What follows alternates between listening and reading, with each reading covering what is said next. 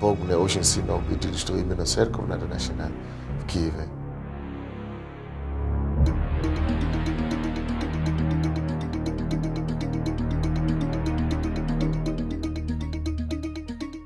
Поэтому в феврале 1994 году мы начали церковь Слова Веры. Уже 7 лет прошло. И теперь это не только самая большая церковь в СНГ или Восточной Европе, но это тоже самая большая церковь во всей Европе.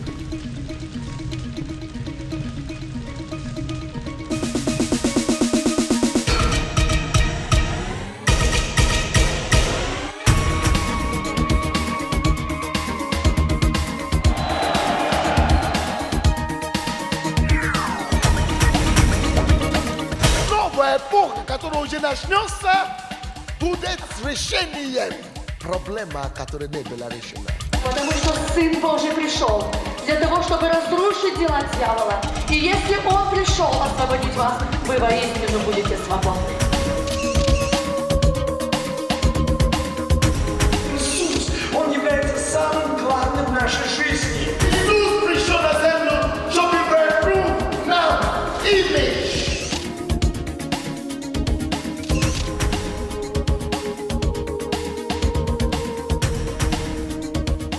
Суть миссии заключается в том, что у нас есть послание, которое должны услышать другие люди. Мы представляем Бога здесь, на земле.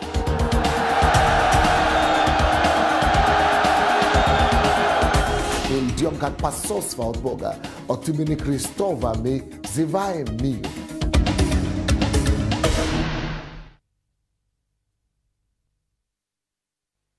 Вы знаете, существует очень много различных посольств. Есть такие крутые посольства, там, Америки, там, Британии. Но я вам говорю, что наступает время, и оно уже настало это время, когда народы будут считаться с посольством Бога в каждой стране. И посольство Бога будет делать погоду. Не посольство Америки, Британии, они манипулируют различной политикой, но посольство Бога, оно будет приносить политику Бога в каждую страну. Поэтому разрешите, у вас потрясающее название. Вы знаете, когда я услышал первый раз это, кажется, было на посте, я несколько ночей плохо спал. Думаю, как же вообще такое потрясающее. Вы знаете, вы только задумайтесь вообще, посольство Бога. Кто-нибудь понимает вообще название это? Я несколько дней даже как-то, я размышлял вообще, это потрясающее название. Какая ответственность. Мы будем являть Бога. Я верю, что в каждой стране, в СНГ, в бывшем Советском Союзе, в любой стране будет посольство. В каждой стране. Посольство Бога живого. Аминь. И Бог начинает с вас. Будьте благословенны. Я хочу поздравить вас, пастор Босси, пожалуйста, пусть видите, я хочу поздравить с 8-летием. Спасибо большое за все. Мы вас очень всех любим. Вы большое благословение для всех нас. Спасибо большое.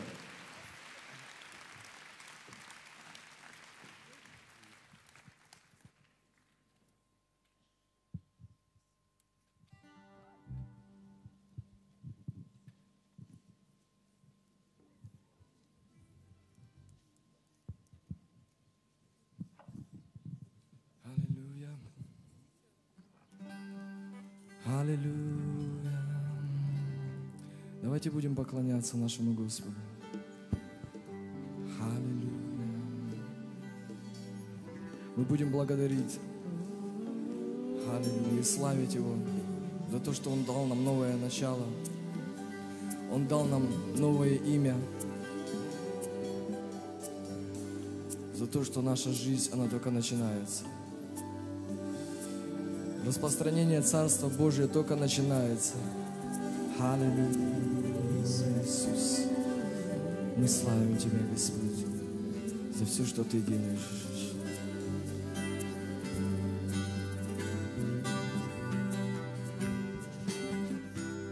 Аллилуйя. Господь есть. Тебя я прославляю, Ты есть Господь есть. Я Твоего лица ищу, Ты есть Господь есть. Тебя я прославляю и славлю имя я Твое. Имя Твое. Ты есть Господь есть. Тебя я прославляю, Ты есть Господь есть. Я Твоего лица ищу, Ты есть Господь есть. Тебя я прославляю и славлю имя я Твое. Ты есть Господь, Ты есть Господь есть. Тебя я прославляю, Ты есть Господь есть. Я Твоего лица ищу, Ты есть Господь есть. Тебя я прославляю и славлю имя я Твое. Имя Твое, я славлю имя Твое.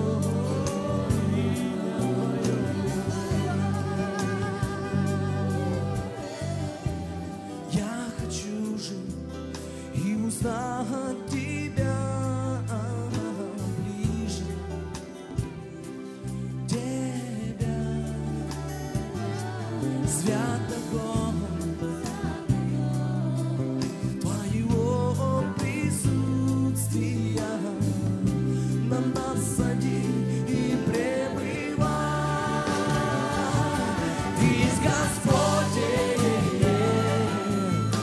Тебя я прославляю, Ты есть Господь есть. Я Твоего лица ищу, Ты есть Господь есть.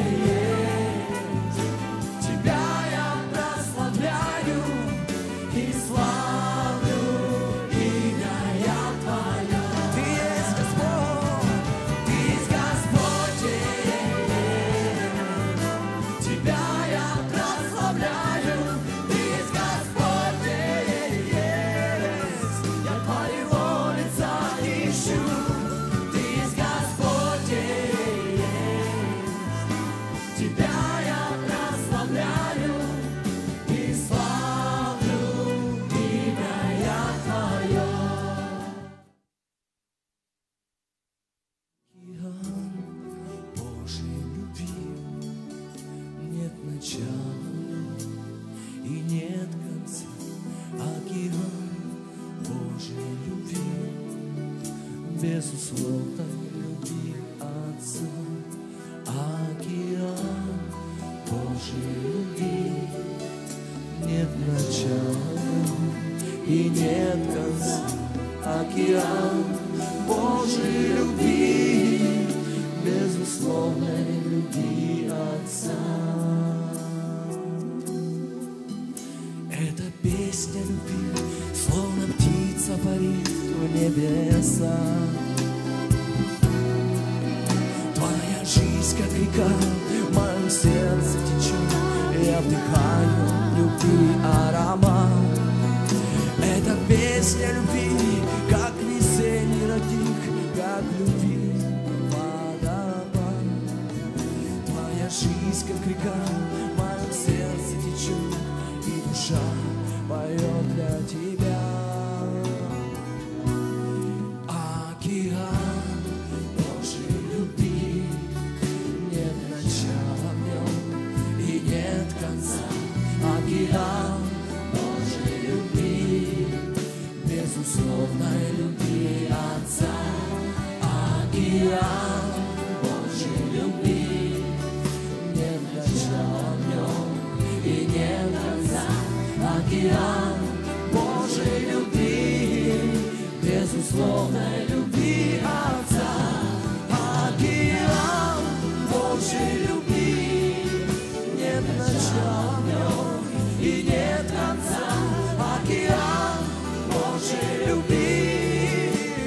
безусловной любви Отца.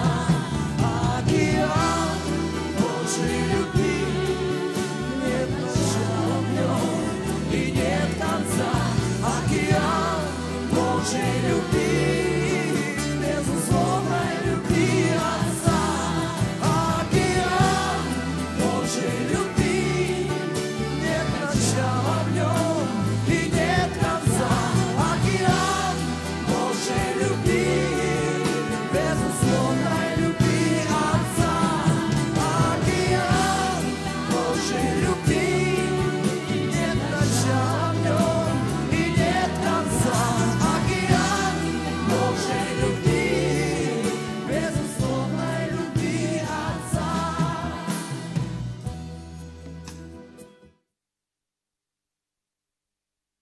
Иисус, мы славим Тебя.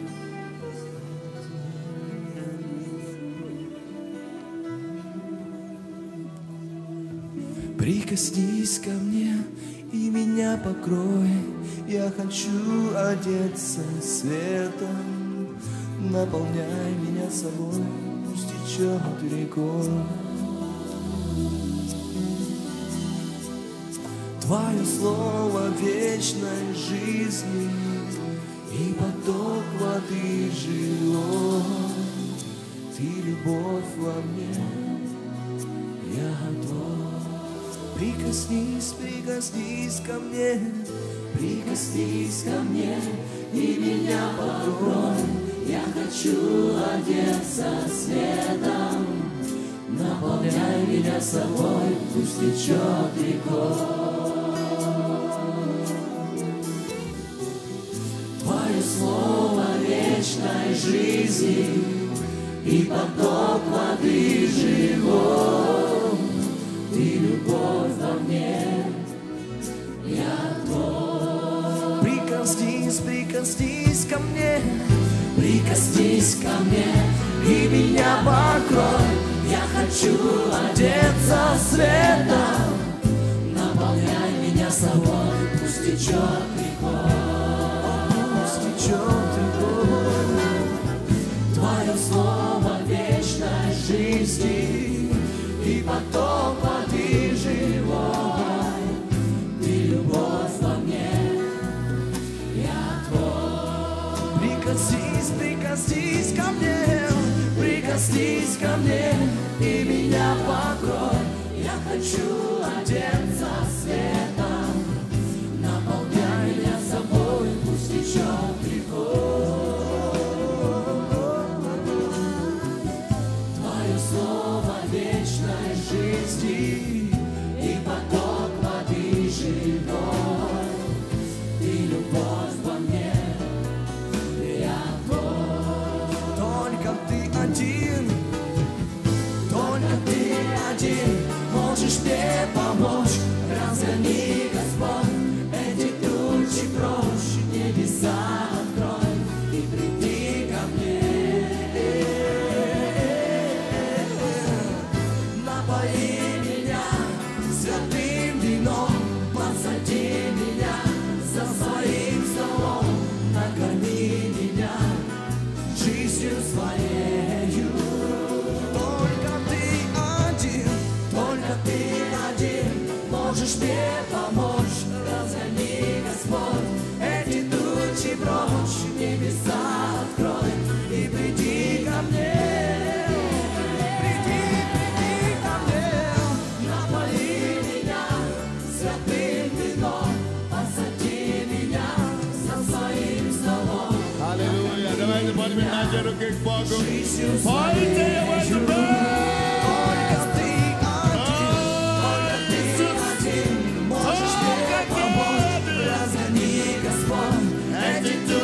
Прочь, небеса открой и приди ко мне. Напои меня святым вином, посади меня за своим столом, накорми меня жизнью своею.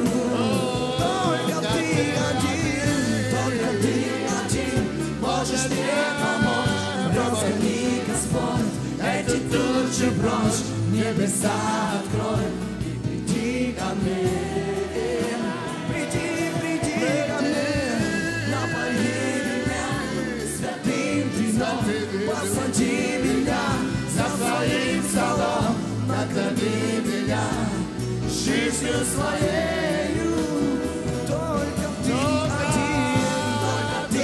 один можешь мне помочь. Разгони, Господь, эти тучи прочь, небеса открой и приди ко мне. Приди ко мне, напои меня святым вином, посади меня за своим столом, накорми меня жизнью своею. Только ты один можешь мне помочь. Разгони, Господь, эти тучи прочь, небеса открой и приди ко мне. Приди ко мне, напои меня святым вином, посади меня за своим столом, накорми меня жизнью своей. 5 глава, 20 стих. Я утром говорил о том, что когда Бог пришел к Аврааму и поставил ему завет между ним и Богом, он сказал ему, что 8-й день – это знамение. 8-й день. Это в этот день, это именно этот день 8-й должен напомнить его о завете их. И одна сторона этого завета – это то, что Бог изменил его имя. Аминь. Бог изменил его имя. Когда Бог меняет имя человека, это не просто так. Это потому, что Бог изменяет его судьбу. И в каждом измененном имени есть новое содержание. Содержание. И в этом содержании есть миссия этого человека. Или задача этой нации. Итак, Бог изменил наше имя. Церковь, слово веры, уже не такого. Не такой. Сейчас у нас церковь, вообще мы не называем его церковь, мы называем его посольством. Посольство благословенного Царства Божьего для всех народов. Посольство благословенного Царства Божьего. Извините, Бог исцеляет кого-то, у кого опухоли там сзади левой груди. Это как злокачественный опухоль. Но это еще не усугубилось, но Господь не хочет, чтобы это дело усугубилось, поэтому примите ваше исцеление. Теперь я хочу говорить больше об этом завете, в этом направлении. То, что это обозначает для Авраама, мы уже выяснили. Авраам, для него это обозначает Авраам. Я, твоя способность, его имя заплетелось с этим именем Бога. То же самое в этом посольстве Божьем мы видим Божье имя, Божья суть вошло в это новое название церкви. И я об этом хочу говорить, что такое практическое и духовное значение это слово, это название новое, которое Бог нам дал. Я проповедую сегодня на теме Божье послей. Божье послей. Посол, Божий посол, Божий послей. Откровение, на основе чего мы изменили наше название, это то, что я хочу поделиться с вами сегодня. Бог дал мне понять, что церковь 21 века и церковь, которая должна быть перед пришествием Иисуса Христа, это церковь, которая получит особое откровение о Боге. И эта церковь, которая будет двигаться в изумительной, непознанной измерении. И Бог приближает нас, по крайней мере меня, к этому измерению. Это измерение, когда человек, который есть плоть и кровь, так приблизится настолько здорово с Иисусом, что буквально люди будут перепутать, где Бог, где человек. Где человек заканчивается, где начинается Бог. Это то, что будет. И мы приходим в это уровень. Что это значит? Бог очень сильно это положил на сердце, что в последнее время Он явит себя нескольким людям и многим людям тела Христа. Явно, что цель Бога для последнего времени это чтобы наполнить человека настолько, чтобы в плоти являть и демонстрировать себя. Бог будет поднимать людей, которые полностью будут одержимыми Богом. Полностью обладаемым Богом. Люди, которые полностью будут контролируемым Богом. Люди, которые будут думать в перспективе точно, как Бог думает. Люди, которые вы увидите, вы посмотрите на них, и вы будете говорить, я знаю, что я смотрю на Андрея, на Сашу, но что-то в нем блеск славы Божией, блеск Бога. Вроде бы это человек, я знаю, но блеск славы, блеск нечеловеческого. И это именно изначальный план Бога. Это есть Новый Завет. Что такое Новый Завет, друзья? Новый Завет – это завет, который Господь заключил с человеком, когда Он говорил, я больше не буду давать вам заповеди, что вам делать, что вам не делать. Я буду ходить посреди вас. Я буду жить среди вас. Я буду ходить посреди вас. И мой закон будет написан на вашем сердце. Что это обозначает? Это обозначает, что Бог, Слово, станет плотью. Что значит Бог станет плотью? Слово станет плотью. Это обозначает, что Бог в Новом Завете, Новый Завет обозначает завет, новое измерение, новый этап, эпох, когда Бог будет являться людям через человека, воплоти. Это то, что было в Эдемском саду. Бог ходил с человеком. Его слава одела человека. Поэтому человек не знал, что он был голым. Бог, он был переплетаемым с Богом. Настолько, что Бог его одел. Вот на дне, 3 дня назад, во сне, я слышу такой голос. Бог, как бы Бог мне говорит во сне. Говорит, я вижу какие-то картины. Бог мне как бы экскурсию проводит. Он показал мне Еноха. Потом показал Илью. Потом Иосифа.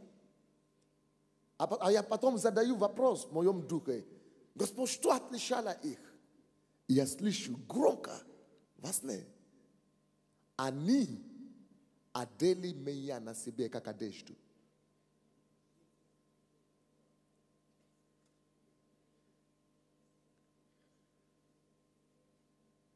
Их облачение, они были облачаемы во мне. Они одели меня на себе, как одежду. Интересную фразу. Вы задумайтесь об этом.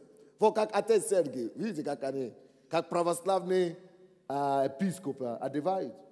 Бог говорит, вот так. Почему Бог инструктировал, чтобы они вот так одевали. Вот так, как священники тогда одевались. Такие закрыли все и так. Вот так эти люди одевали не одежду, одевали меня на себе как одежду.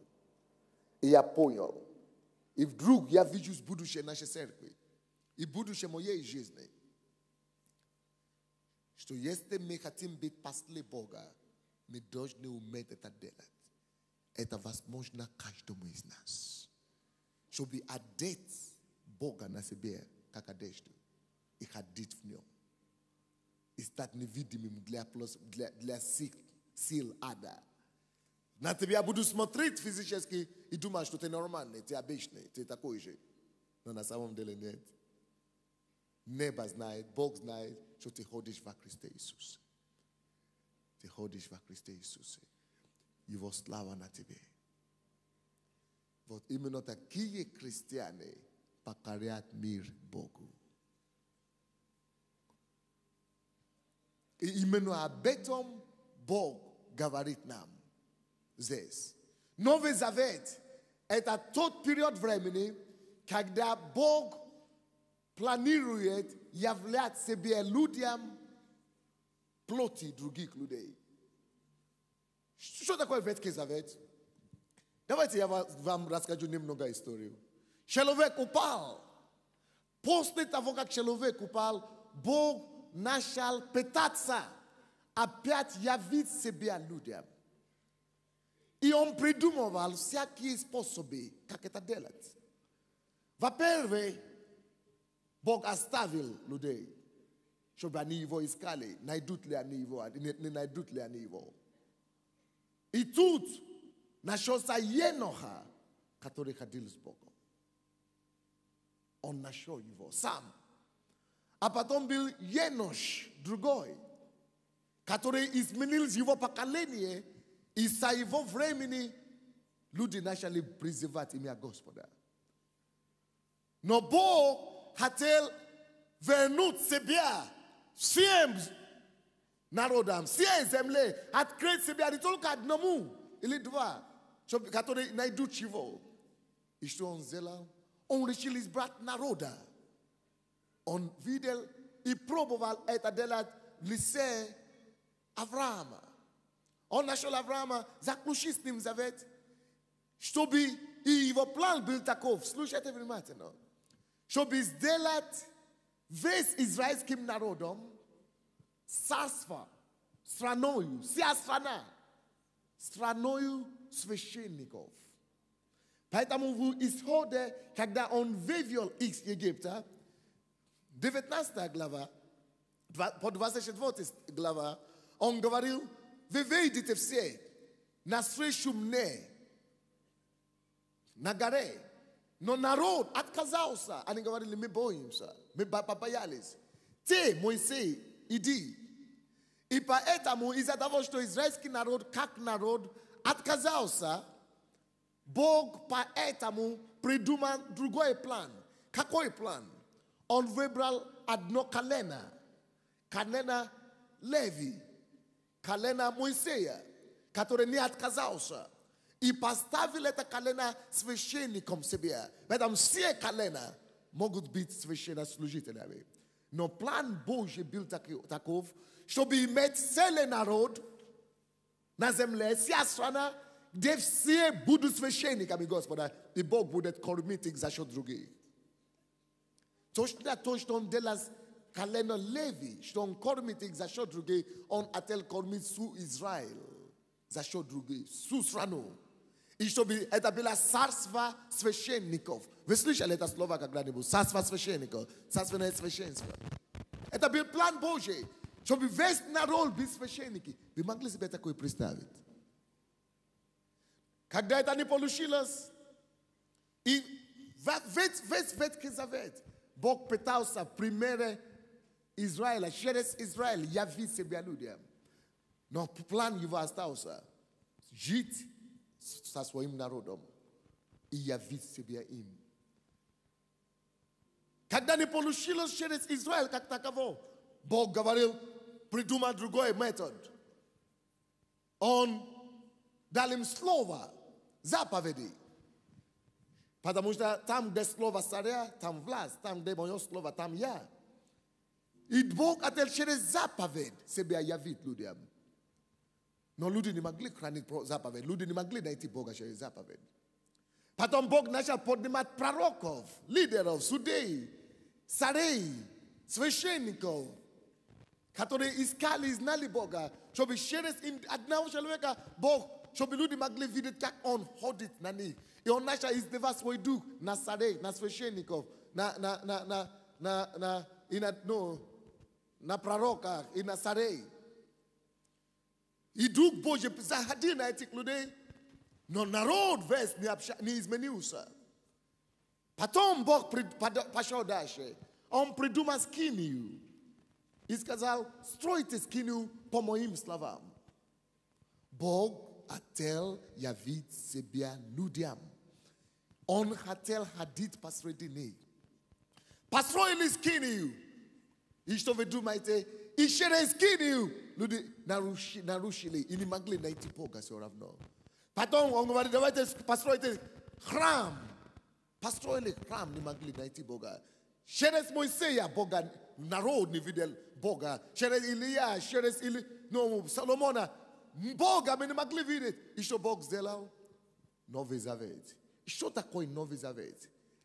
Это этап времени, когда Бог больше не пытается являться людям через третьего или через второго человека. Он пробовал уже слово, не получилось. Он стала буквой. Он пробовал скинию, не получилось. Он пробовал ковчег, чтобы жить среди них, не получилось. И Бог сам решил являть себе людям такой же формы, как человек сам. Бог стал плотью. Вот история Нового Завета. Это и в этом было положено новое начало. В чем? В том, что Бог говорит, я больше не буду пытаться изменить людей совместно. Я принимаю решение, что с этого времени, с этого завета, я буду жить посреди людей и внутри человека. Я буду внутри них селиться. Я буду внутри них жить.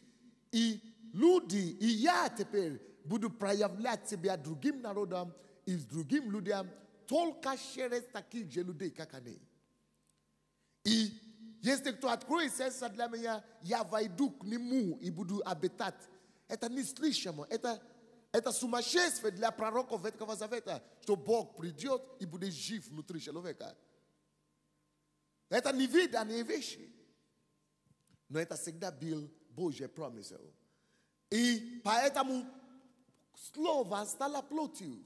Однако мы это знаем, что Иисус стал, слово стало плотью, Бог стал плотью. И мы думаем, что это только в Иисусе. Вот где наша беда. Иисус был первенец. И каждый, кто принимает Иисуса, теперь приобретает Бога внутри себя. Бог имеет план являть себя миру в плоти и крови человека обыкновенного. Не Иисуса.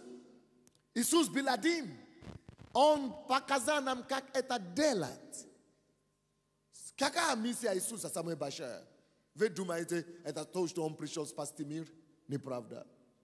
Самая главная миссия Иисуса заключается в том, что никто Бога никогда не видел. Но Сын Его единородный, Он что?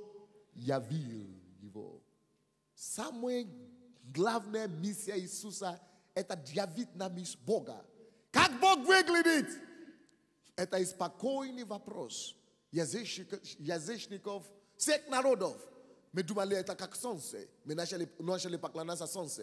Мы думали, это как море. Мы начали поклоняться море. Мы думали, это как звезды. Мы начали поклоняться звездам. Как Бог выглядит? Вот и спокойный вопрос. Спокойный веков вопрос. Как он выглядит? И это есть миссия Иисуса. Бог, вот Он в нем. Иисус, давай, иди сюда. Скажи, ты будешь Иисусом.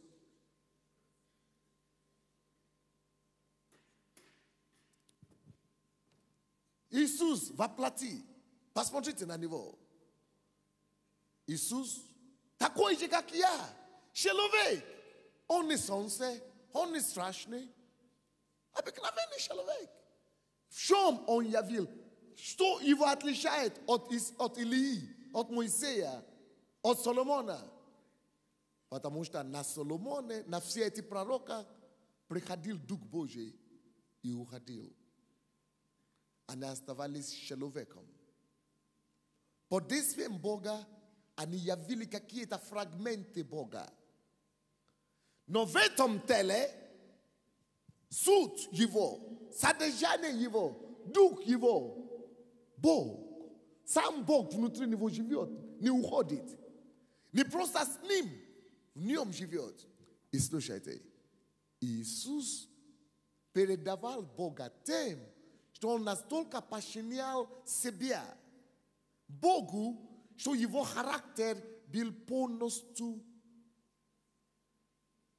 как бы обладаемым Богом. Его темпераментом был полностью обладаемым Богом.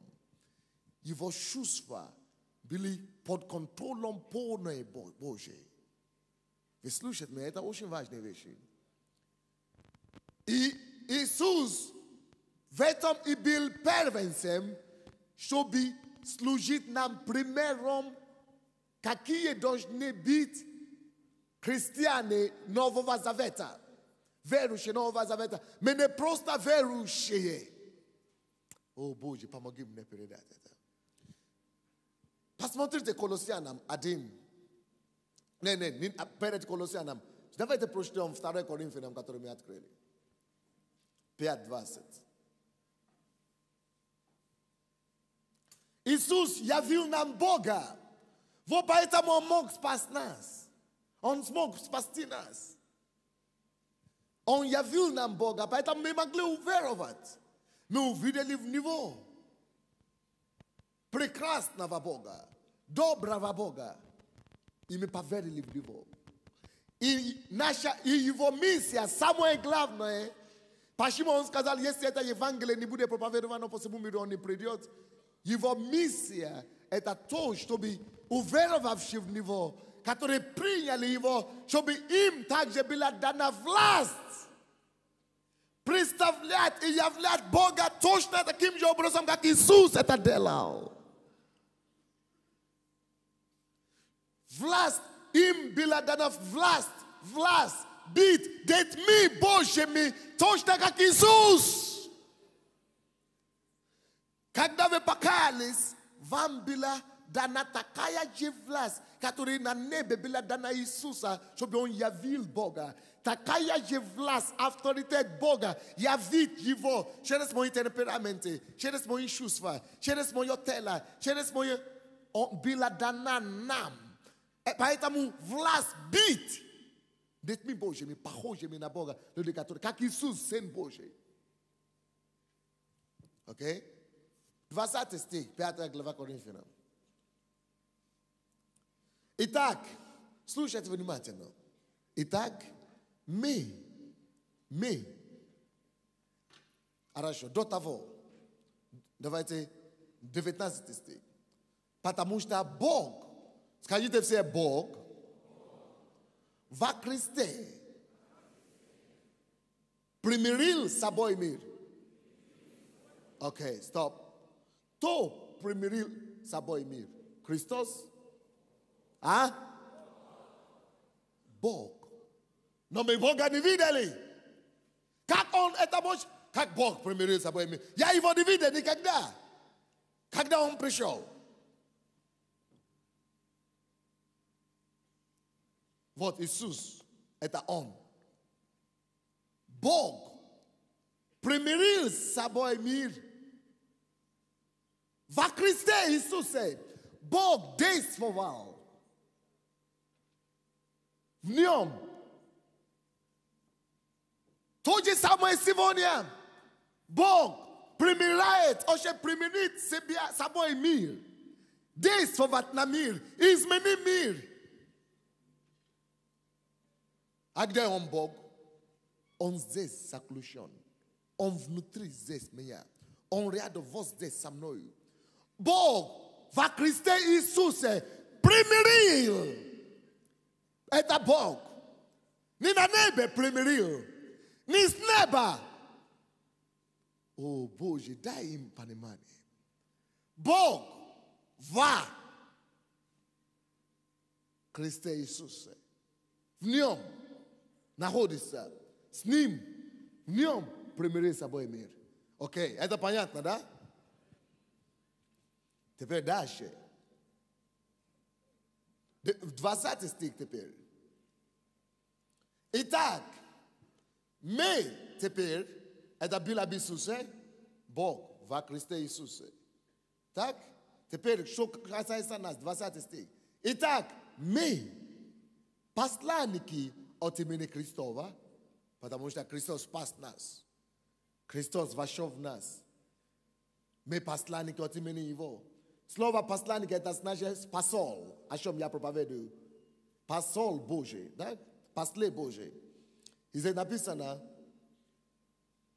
итак, мы посланники от имени Христова, так? И как бы сам Бог увещевает через нас.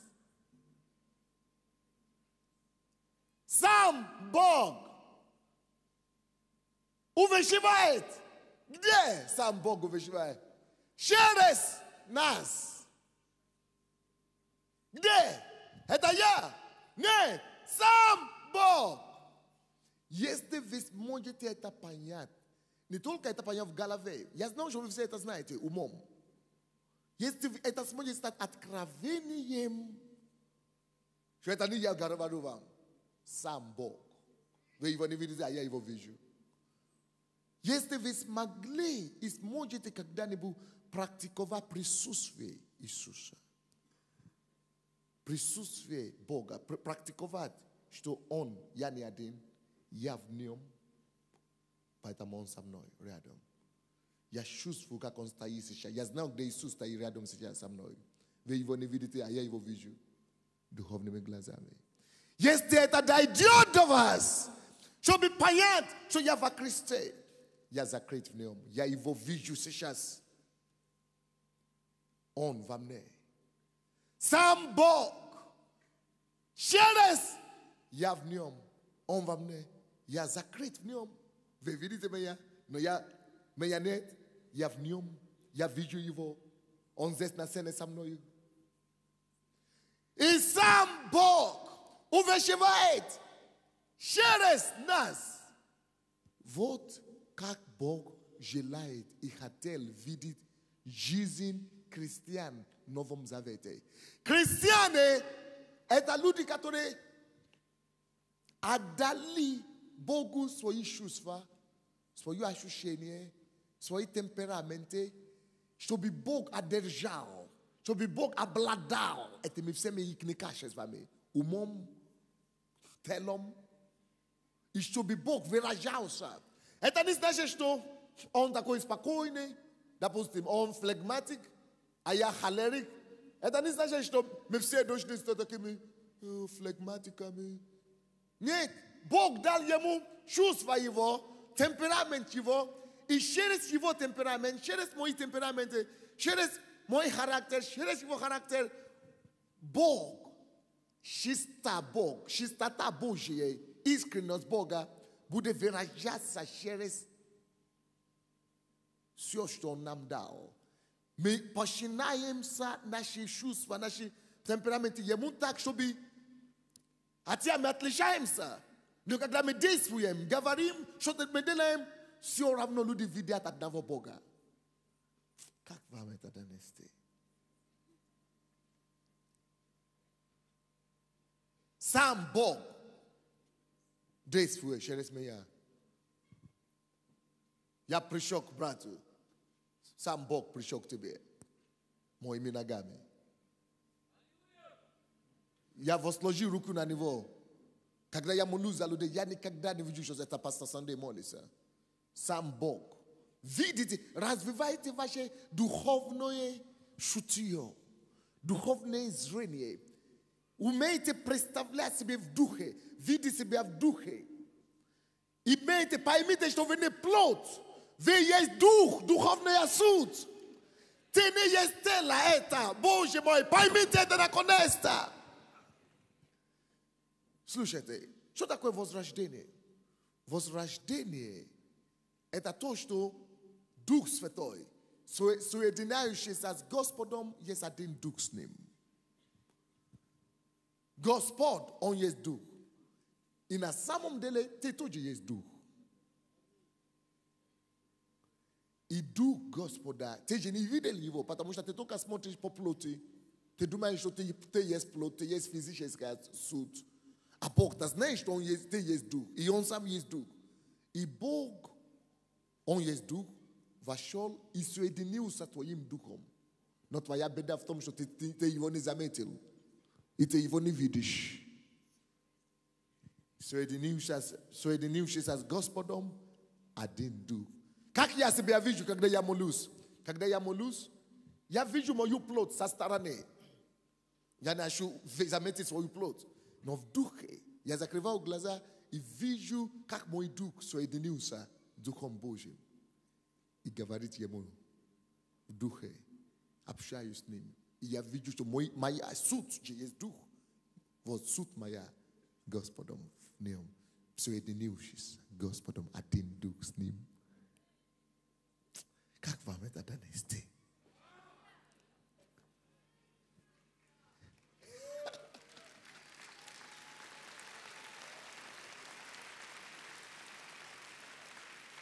Я не есть плоть. Я не есть голова такой. Да, он не сказал, соединившись с Господом, стал Господом. Нет. Мы соединены. Я должен подчинять мою суть, его сути. Я должен уступать ему. Я должен уменьшаться, а он должен увеличиваться. Вы понимаете, о чем речь? То я не стал, я должен давать ему место, уступить ему. И если он сможет господствовать внутри, надо мной, если я позволю ему вести меня, у меня будут такие же результаты, как у Иисуса было. И люди будут видеть больше и больше Бога и Его качества, выходящие через меня.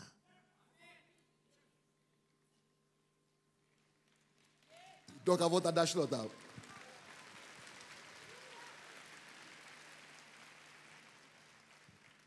Как бы сам Бог. Поэтому, когда я проповедую, я всегда жду, когда я почувствую. Или я увижу в духе. Себе в порядке, да, я в порядке с ним. Поэтому, когда я вам говорю, представьте себе Иисуса, я не просто фразы говорю какие-то религиозные. Я знаю, о чем я говорю, я этим живу.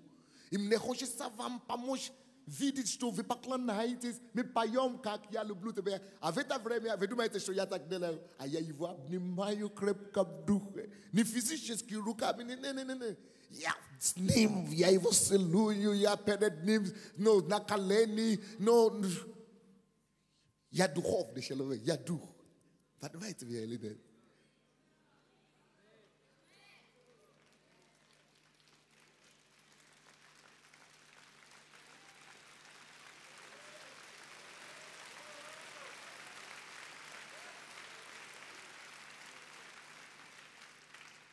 И поэтому, допустим, вчера у нас был такой инцидент с пастором Михайликом. Один неверующий композитор электрон пришел сюда. Мы познакомились с ним, вот это известный какой-то человек. Я говорю, хорошо. В это время я отключился. Я улыбаюсь, я говорю, да. Но я уже переменял позицию. До того это был больше я, когда я со всеми людьми решал. Но тут я позволил себе пустить Духа Господня впереди. Я наполнил, я закрылся за присутствием Божьим, за помазанием, за Его личностью. Я возя и воза руку, здравствуйте. И я начал ему говорить, это уже было в духе, это уже другой человек. Они продолжали видеть Сандея, но присутствие будет уже покрыл его. Он уже был готов покаяться и так далее. Я его отпустил, чтобы пастор Михаил помолился за него, а потом он убежал. И я говорю, пастор, куда он убежал? Он мне говорит, я говорю, он же покаялся? Он говорит, нет, он убежал. Как это убежал? Как ты его отпустил? Он говорит, а я не знаю, он говорит, что он спешит. Я же его арестовал, он же не мог ни одно слово говорить, он уже готов идти каяться. Зачем? А он говорит, пастор, в чем заключается моя ошибка? Я не понял, в чем? Я ему начал говорить, слушай, ты же был на посте. Вот об этом мы и говорили. Нужно уметь ходить как Бог. В это время это уже не я. Сам Бог, как бы сам Бог. Как бы сам Бог. Выпускай присутствие Божие. Отпусти себя назад. Позволь Богу доминировать тебя в этот момент. Одевай его как одежду на себя в этот момент. Одевай его на себя, приклей его как валахану на себя. Как пальто на себя. И уже просто носитель, ты просто храм. Поэтому написано в храм. Разве вы не знаете? Павел это знал.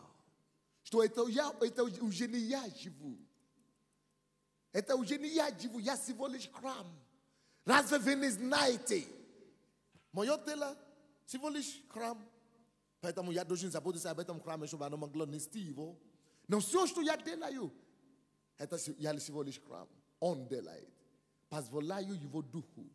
Вы знаете, что я с ним один, его дух во мне, это он действует, он возит меня. После Божьей, и это то, кем Бог хочет, чтобы все члены этой церкви стали. И поэтому у тебя не будет проблем в семье. Потому что ты не живешь с твоей женой. Ты живешь, как бы Иисус бы себя вел. Ты ведешь себя, как Иисус бы себя вел. Ты не кричишь на детей. Ты ведешь себя с детьми, как Иисус себя вел бы. Со своими помощниками ты ведешь себя, как Иисус бы себя вел. Это не я. Иисус через меня. Как бы Иисус через меня живет. Как бы Иисус через меня действует. Как бы Иисус через меня говорит. Как бы Иисус через меня любит. Ты не можешь гордиться или быть важным, авторитет пришел. Нет. Ты не можешь, потому что ты уже не живешь. Потому что человек, который важный, он о себе еще думает. А ты уже умер, это же Христос в тебе. Ты всего лишь дом, храм. Как вам это донести? Колоссянам откройте мне первую главу 15 стих.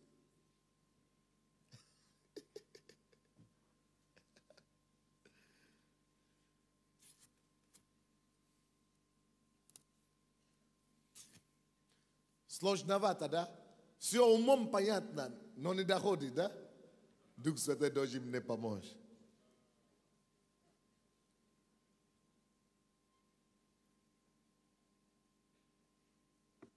Пастор Михайлик, иди сюда. Расскажи нам то, что вчера было. Бегом. Как Иисус бы делал. Бегом. Если бы Иисус был рабом, как он бы себя вел? Все это написано в Евангелии. Если бы Иисус был инженером, как он себя вел? Он во мне. У меня не проблема, не надо придумывать. Он здесь. Я просто уступаю ему. Когда я уступаю ему, я течу в нем. Автоматически. Мне не надо стараться придумывать, как бы Иисус, или стараться ломать себя. Нет. Надо просто не отступить назад. Я позволить просто ему идти впереди. Он уже во мне. Мне не надо попытаться быть святой, быть праведным. Оттуда взять праведность. Нет. Он уже во мне. Его святость во мне. Я пускаю его. Я ему уступаю и позволяю ему быть святым через меня.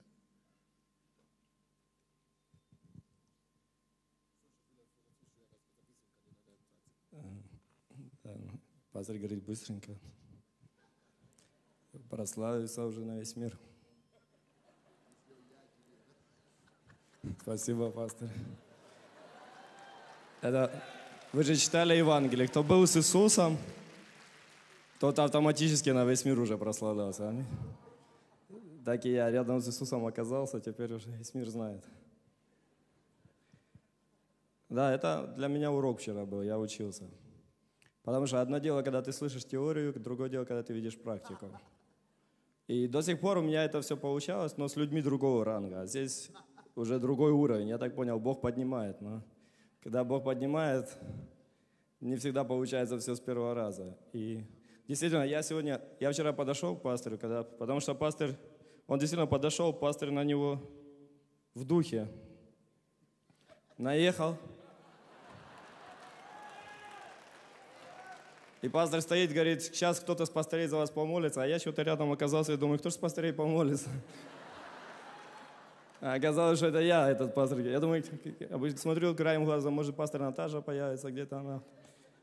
Или кто-то другой. И никого нету. Ну, думаю, вот этот номер.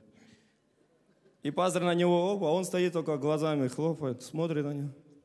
Даже пастор говорит, идите, найдите комнату, ведите его и молись. И я веду же его. А он не ведется. Интересно так. Еще и ребята что-то комнату никак не откроют толком. То есть такие вещи происходят. И потом, я вижу, он уже стоит передо мной. Он готов что угодно сделать, лишь бы убежать, короче. Он так перепугался, мне жалко его стало даже какое-то время. Извини, мы, говорит, не знакомы с вами. Я уже потом понял, что ошибка, надо было познакомиться сразу. И мы начали говорить, и я потом уже пришел, и он все-таки удалось ему. И сестра, которая его привела, говорит, ну ладно, пастор, отпустите его уже тоже. Ей тоже его жалко стало. Она говорит, я сейчас с ним буду ехать в машине, я с ним там поговорю. И он как-то так выскочил. А я чувствую себя, знаете, как не оправдавший доверие. Ты готов уже что угодно делать, а не с кем. Я пришел, говорю, пастырь, вот такое дело. А чувствую себя отвратительно, провалиться хочется под землю, знаете, разорвать костюм и все. А он говорит, ты что, рыбу держать надо было? Знаете, я чувствовал себя как сын, которому отец дал удочку, который потянул рыбу, но не удержал. Удочка с рук выпала, короче. Вот такое у меня чувство было, короче. Я думаю, надо же себя реабилитировать, когда говорю, пастырь, а что делать? Он говорит, надо в духе было это. И я потом, уже сегодня начал анализировать эту ситуацию. Я понял, что действительно там духа, наверное, было меньше, чем плоти. Что мне так хотелось угодить, помочь в этом деле, что, наверное, там Иисусу пришлось стоять в стороне и наблюдать за мной. Вместо того, чтобы его выпускать вперед, короче. И я думаю, что это действительно была одна из ошибок. Потому что, когда ты хочешь помочь Иисусу, лучше него это никто не сделает. И не нужно ему в этом помогать. И то, что мне надо было просто сказать, Иисус, используй меня, а не стараться сделать, а потом сказать, Иисус, ну что, у меня получилось. Я думаю, что в этом была ошибка. И то, что пастор говорит правильно, действительно нужно отойти в сторону и дать ему возможность. Потому что, если вы увидели пастыря, это вроде пастырь, вроде не пастырь тогда был, когда он на него в духе наехал.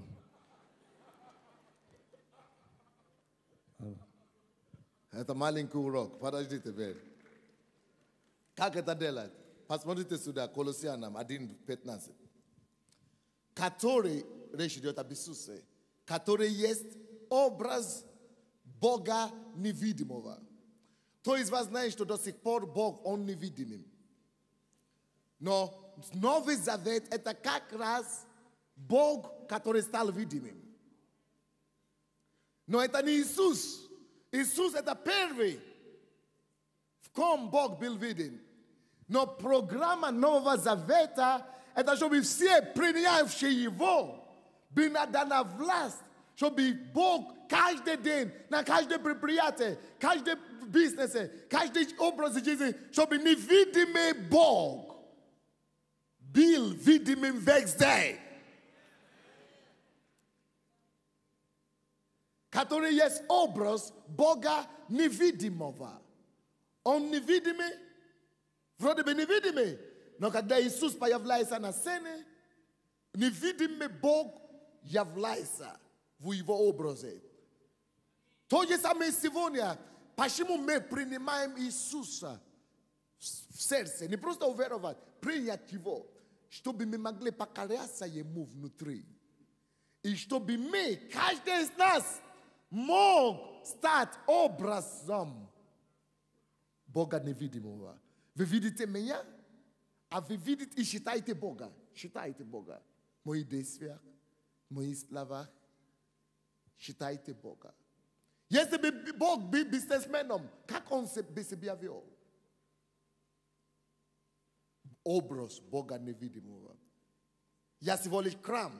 Разве вы не знаете, что вы храм Бога живого? Я храм. Мое тело храм Бога живого. Образ Бога живого.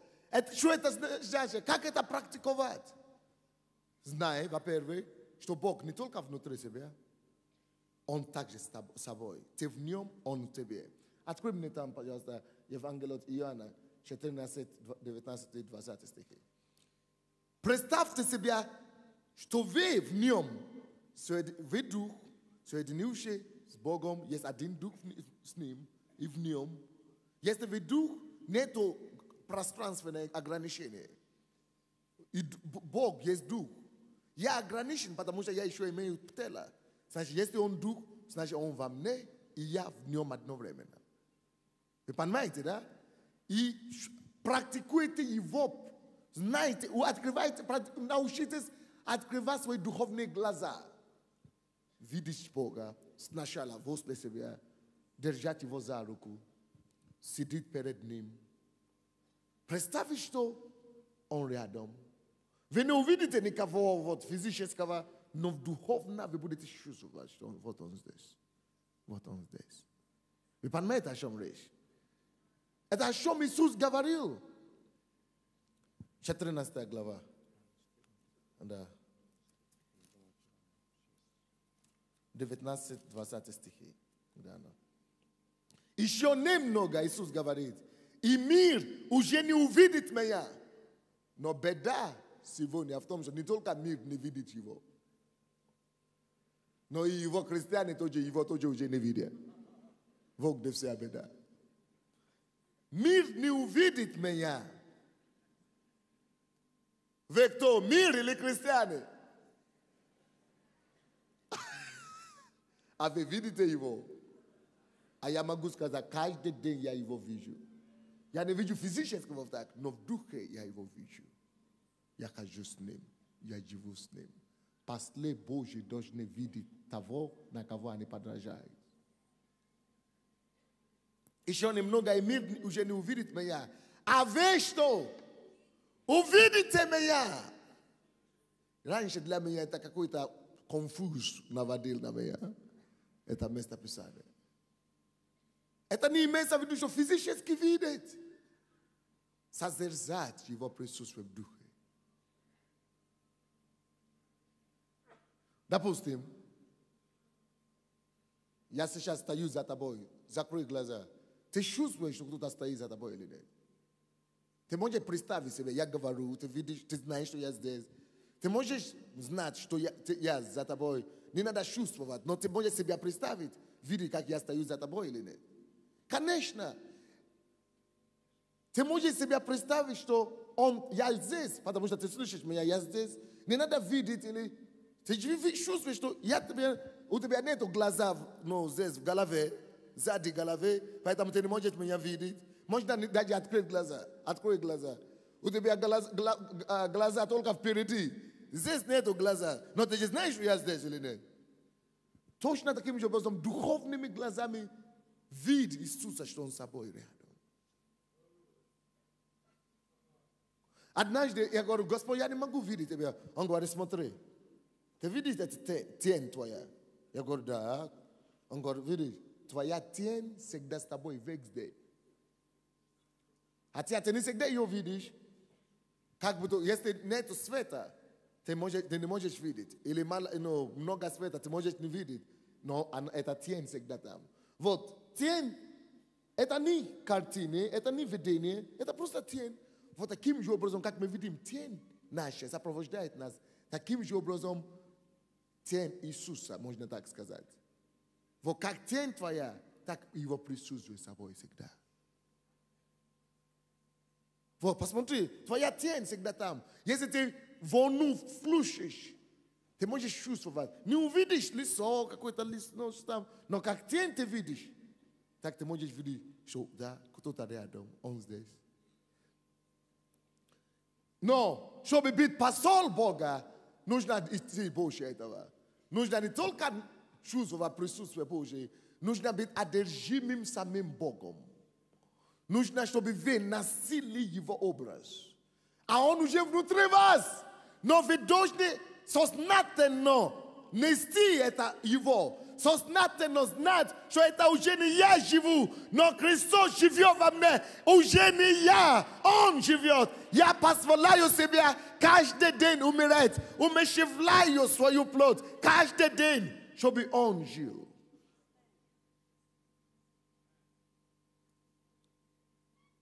Поэтому Павел говорит, что я каждый день умираю.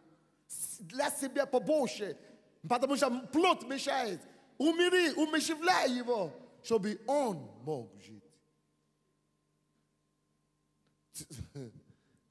Поэтому здесь он говорит,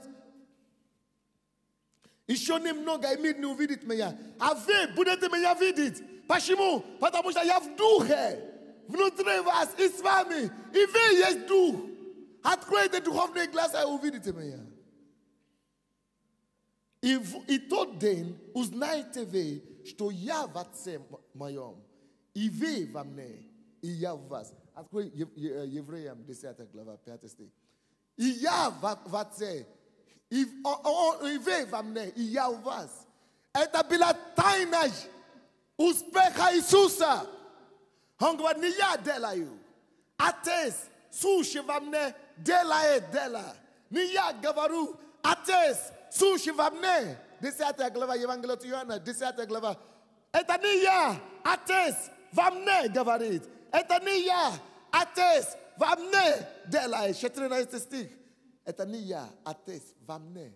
14 глава 10 стих, извините. 14 глава 10 стих Евангелия от Иоанна. Не надо открывать это то, что я цитирую. А открывать надо Евреям. 10 глава, 5 стих. Но сегодня Бог просит нас, христиане, быть церковь слова веры. Бог бросает нам вызов, чтобы мы жили свою жизнь, как бы сам Бог живет в этом теле. Я всего лишь храм. Я всего лишь носитель Бога.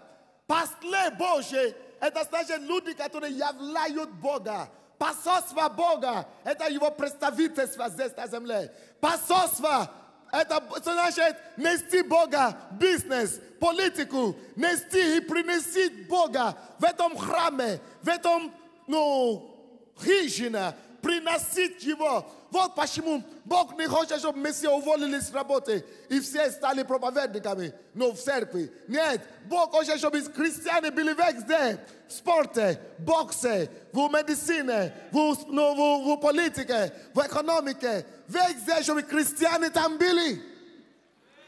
Чтобы приносили Бога повсюду. И этим мы утверждаем Царство Божье, куда бы мы ни пришли. Допустим, Иисус пришел однажды в одно место и говорил, Царство Божье наступило до вас. Царство Божье наступило, потому что куда он приходит, Царство Божье наступило. Потому что он приносил туда Бога и утвердил Его Царство. Как вам это донести, церковь? И царственное священство, которое было придумано для Израиля, теперь оно реально для сегодняшнего Израиля. Чтобы мы все стали царственное священство Божие, Бога-носители, все священники Бога живого, все христиане должны быть носителем Бога, священники Бога, люди, которые Бога приносят и представляют Его повсюду. Новый Завет, друзья, это завет и время, когда Бог являет себя не через жертвы, не через заповеди, но в плоти и кровь. Считай, это 5 стих. Почему Христос, входя в мир, говорил? Почему Христос, входя в мир, сказал? Потому что это Новый Завет. Христос это понимал. И Христос в Новом Завете пришел в мир и утвердил новый порядок, Новый Завет. Что он говорил? Жертвы с этого дня в Новом Завете, жертвы уже мне не нужны. Вы меня замучили этими жертвами. Он аннулировал жертвы. Мы еще стараемся жертвами угодить Богу сегодня. Жертвы, приношения мне не нужны. Это Новый Завет. Что мне нужно? Но тело уготовил. Тело готовьте мне. Готовьте мне тело. Дайте мне ваше тело. Я наполню его самим собою. Это единственное служение ваше. Дайте мне только тело. Предоставьте мне ваше тело. Я наполню самим собою. Все. Это единственное желание мое. Мне не надо жертва. Мне не надо приношение. Мне не надо ваше усилие. Дайте мне себя. Починайте себя мне. Тело, друзья. Это самый главный подарок. Это самое главное служение, которое мы с вами можем Богу дать. Кто-нибудь понял меня или нет? Тело готовьте мне. Кто-нибудь здесь готов подчиняться Богу и отдать его тело как жертву живую или нет? Единственное, что мне нужно, тело. Ну, тело. Подчиняйся мне твоей воле. Подчиняйся мне твой характер, твой темперамент, тело. Дай мне полностью. Дай мне обладать себе. Дай мне полностью взять контроль над тобой. Дай мне действовать через себя. Выражаться через себя. И повсюду ты будешь являть меня. Будешь являть меня. И как бы сам Бог будет действовать, куда бы ты ни пошел. Вот что такое посольство Божье. Христиане должны быть примером везде. Церковь посольства Божье, это значит, мы получаем призвание, Бог доверяет нам это откровение, чтобы мы его приносили повсюду, куда бы мы ни пришли. Доверяет нам это. Бог уже взял спорт. Он посылает одного возрожденного, который он наполняет самим собой, чтобы принести в области спорта.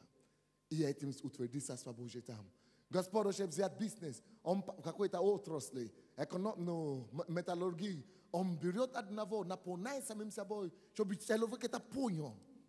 И когда ты приходишь с осознанием того, что я с присутствием пришел, и ты начинаешь выражать его и позволять его сила течь через тебя, его святость течь через тебя, Бог Царство Твое утверждает там.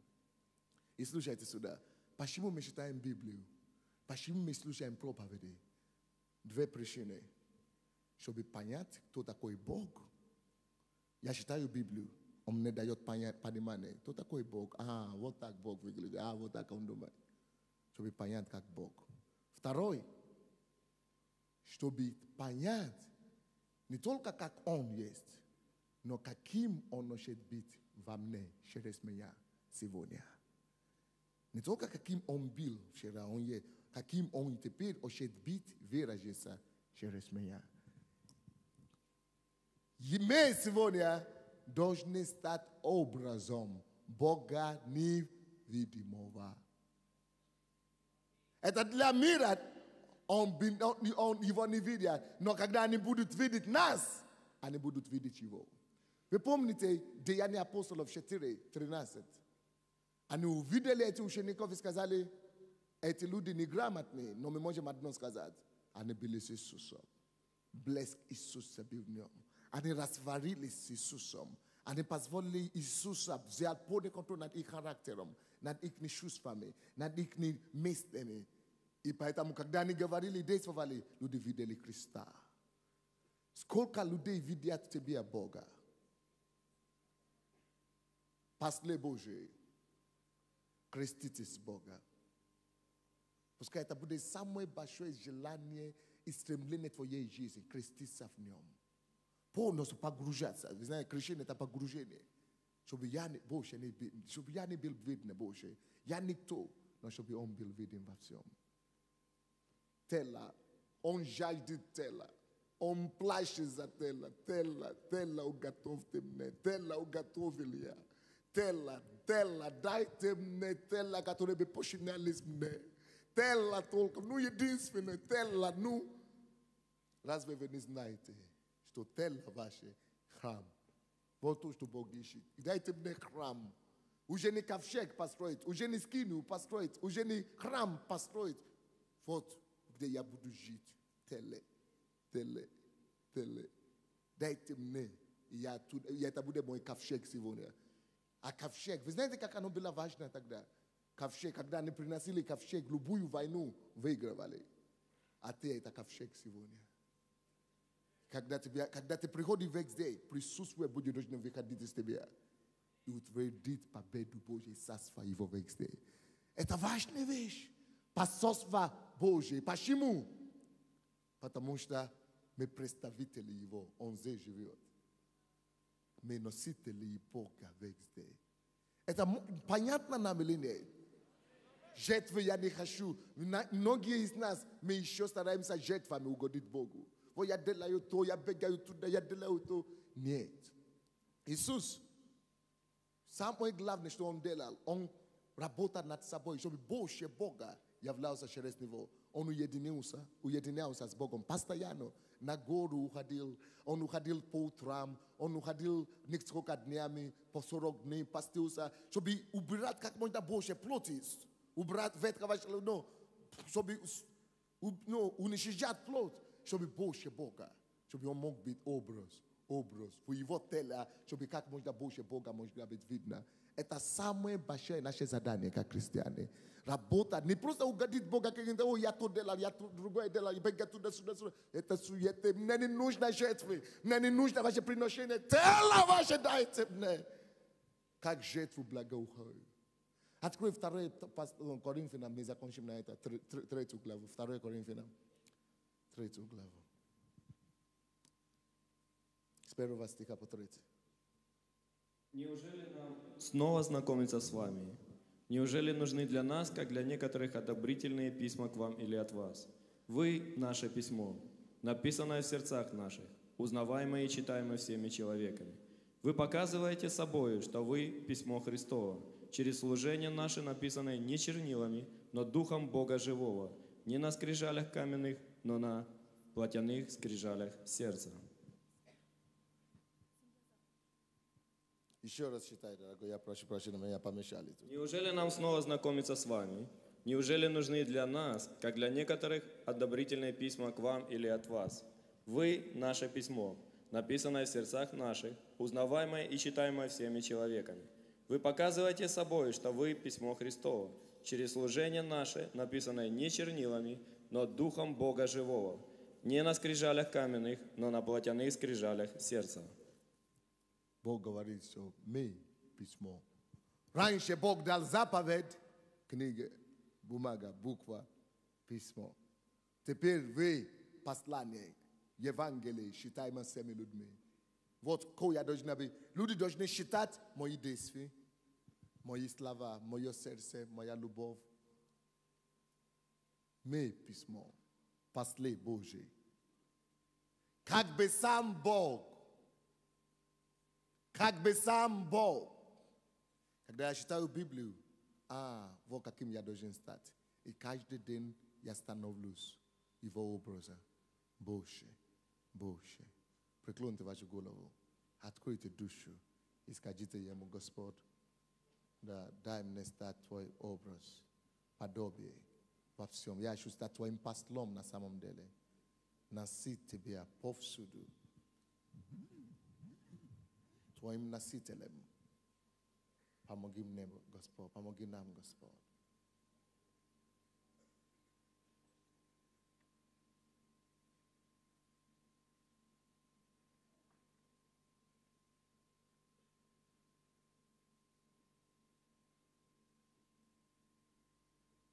Посольство Божие.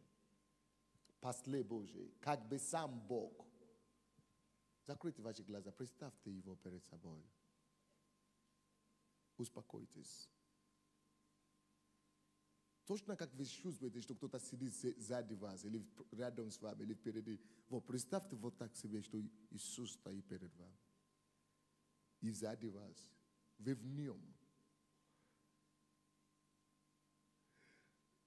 Возле вас. Он вас.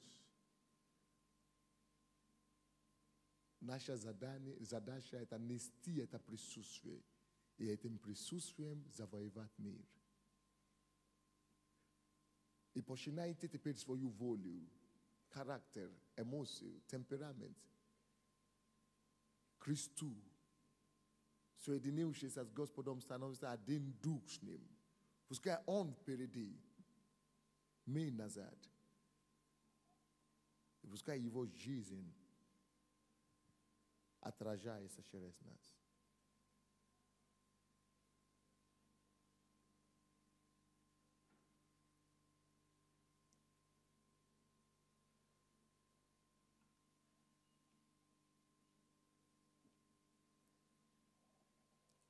Господь, во имя Иисуса, я понял, что откровение, получившее в духе, это еще не значит откровение, передавшее людям.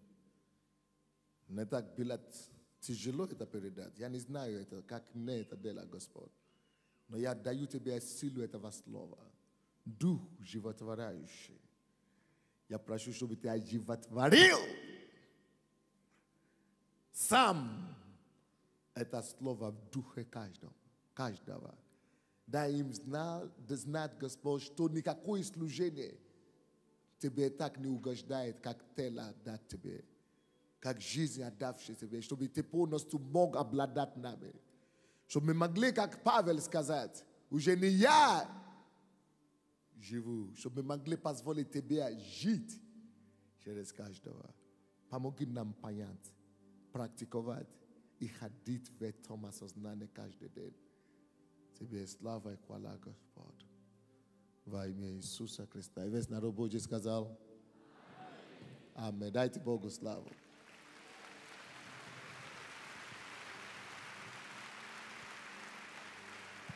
Кому-нибудь дошло, о чем я пытался сегодня проповедовать или нет?